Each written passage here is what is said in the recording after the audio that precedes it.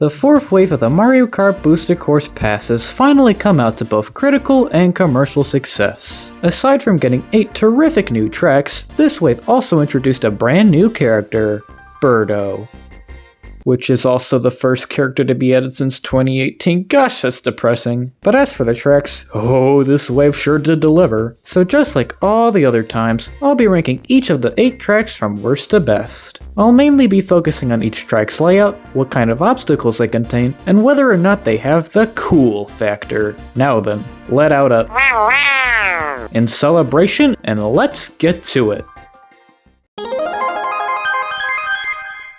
Coming in at last place is Tour's Amsterdam Drift. Let me start off by saying that there isn't anything inherently wrong with this track. In fact, it's pretty amazing that even the more generic courses are as fun as they are, which is a testament of how great the Booster Course Pass really is. Now with all that being said, this track doesn't do anything too interesting either. All 3 laps are different, yes, but there's not a whole lot that sticks out to me about this one. I guess the most memorable part is the underwater section during the second lap, but even that kinda drags on after a while. I do really like the places you drive through, like a field filled with flowers, on the top of a boat, and through a busy road with moving trams, but it doesn't get much more exciting than that. I will say that the scenery looks really nice, and the part with all the money-moles is a nice change of pace, but everything else just feels kind of meh. Also, is it just me, or does anyone else always get really confused while playing this track? I constantly find myself going the wrong way and crashing into walls because I can never remember the correct way to go. Maybe that's just my own fault. But Amsterdam Drift is an average track at best. It'll show you a good time, but there's clearly better levels out there. Next up at number 7 is GBA Riverside Park. I don't really have much of a personal connection to Super Circuit, but even so, I was still pretty happy when I heard this track was coming over. This course is definitely more basic compared to some of the Super Circuit remakes we've seen in the past, but I still think this one brings a lot to the table. The biggest change has to be the graphical overhaul. This track looks just as good, if not better, than some of the tracks from the base game. Like seriously, this does not look like it came from the same DLC as Toad Circuit and Shroom Ridge. Not to mention, so many fun elements have been added to give this course a little more flair. From things like a bridge you can trick off of, to giant mud piles, to a brand new cave section at the end, everything just feels so polished. All of the new elements feel amazing and do a great job fitting in with the theme. None of the changes take away from what made the original special either, which is always the best case scenario when it comes to retro tracks. You know, this track is almost like a fancy slice of cheese. Sure, it's just cheese, but damn is it some good cheese. And I haven't even mentioned the best new addition to this course. Nintendo added all of these patooies that just waddle around the track, and they're so cool! I mean, just look at them! Don't you wish you could walk as cool as they do?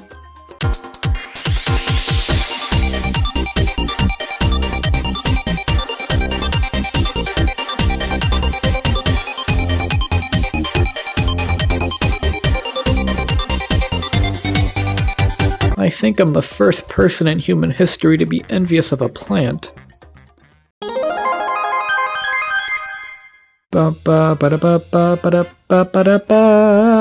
Oh yeah, man. At number 6 we have DS Mario Circuit. Now if you've seen any of my past ranking videos, you probably remember that Mario Kart DS is one of my favorites. It's the game I grew up with. It's the game I played the most. It's the game that I took into bed every night. It is, in my opinion, the definitive Mario Kart experience. But even a hardcore fan such as myself can see that this remake isn't that great. Don't get me wrong, I love the original, and I'm more than happy to see this track get a remake, but it's clear that not as much love got put into this course as the rest of the tracks from this wave. The biggest problem is that this level suffers from what I like to call Mario Kart Tour Syndrome. Symptoms include boring textures, a lack of interesting set pieces, and the most underwhelming graphics you've ever seen. Every wave so far has had at least one victim of this disease, and it seems like this time, it was DS Mario Circuit's turn to bite the bullet. Now it's not like it's that big of a deal. I mean, it's not like anyone's playing these tracks for the graphics or anything, but this kind of slander just doesn't sit right with me. Aside from that, there's a quote, new forest section. You know, it's actually kind of funny how Nintendo tried to act like this was some brand new area, when all they did was add some trees to a part of the track that was already in the original. I could leave bread out for a month and Nintendo would still think that it's edible. Do they really not know what new is? There's also this new wiggler that wakes up on the third lap and is sort of a threat, not really.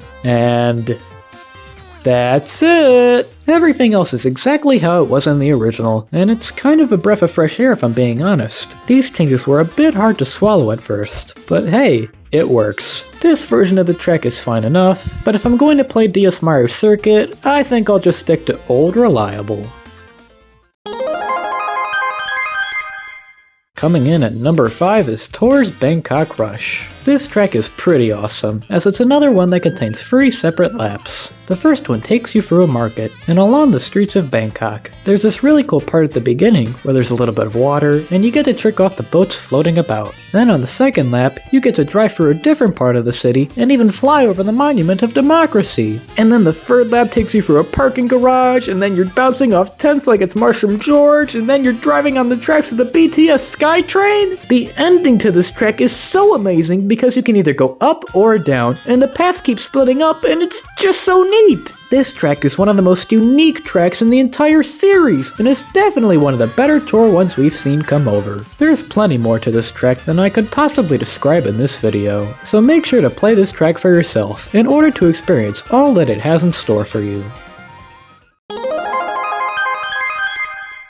It's about time we got a Double Dash track as part of the Booster Course Pass, and GCN Waluigi Stadium is the perfect one to kick things off. Right off the bat, you can tell this track is amazing because it's themed around everyone's favorite Nintendo character, Waluigi. Yeah! But in all seriousness, this was always one of the best tracks back in Double Dash, and it's still one of the best tracks now. There's been a few changes made to enhance the track, and in my opinion, they're all for the better. The biggest change is towards the half-pipe section in the middle. Now all those Piranha Plant cutouts are at an angle, making them more appealing to look at. Plus, there's tires in the road now that can get in your way. But the most drastic change is the addition of several new routes that are only accessible by going off the half pipes at certain angles. This is one of the coolest things Mario Kart's ever done. This isn't your average cutting through the grass with a mushroom nonsense. No, this takes actual skill to pull off. And it can be really challenging too, but it's also really rewarding when you pull it off because it gives you access to things like extra item boxes or a secret glide ramp. Some people might say this makes this version inferior to the original, but personally, I think it adds to the experience tenfold. And aside from that, there really isn't too much that's changed. The bumps, the hills, and rings of fire are all still here, and the rest of the half pipes have returned from Wii, so it really isn't that jarring. Waluigi Stadium will always be a fan favorite, and I believe that this version truly did this track justice.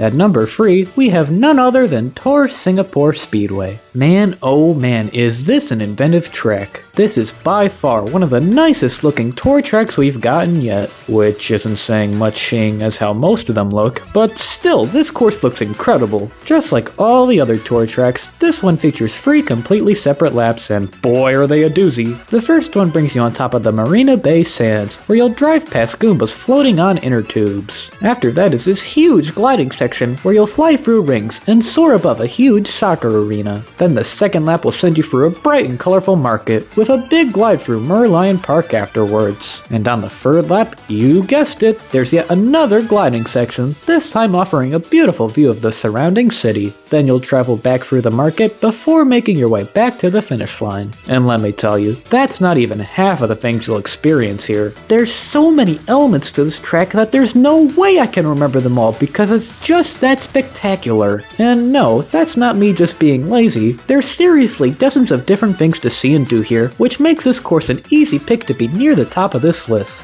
While I wouldn't say it's the best track from Wave 4, I can say that I really like what I see here, and I hope to see more tracks like it in the future.